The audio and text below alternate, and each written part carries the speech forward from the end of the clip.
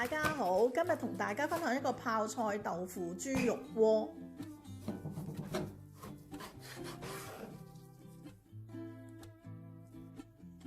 呢度豬肉300克，洗乾淨之後切薄片。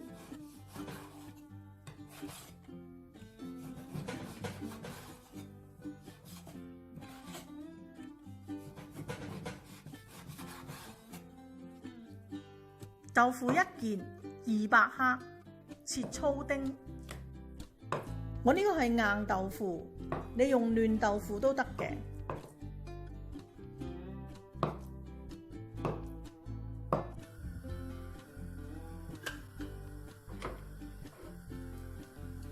我哋先爆香啲豬肉。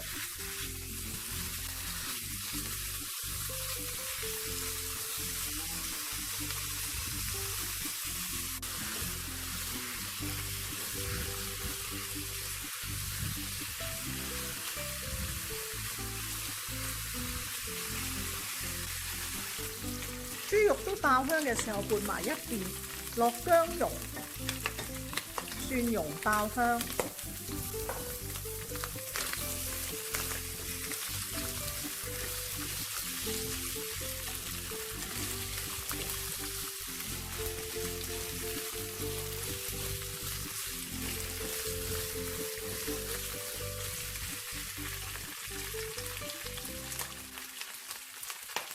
加入250毫升雞湯，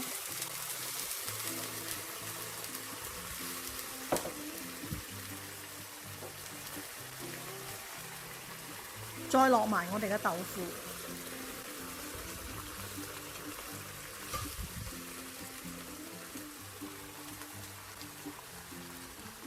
落1/4茶匙嘅鹽，因為我哋一整個泡菜會有味嘅，所以鹽呢要落少啲。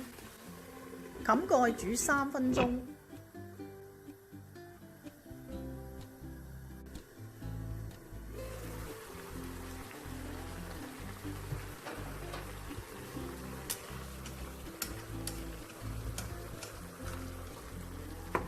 呢個係150克嘅韓國泡菜。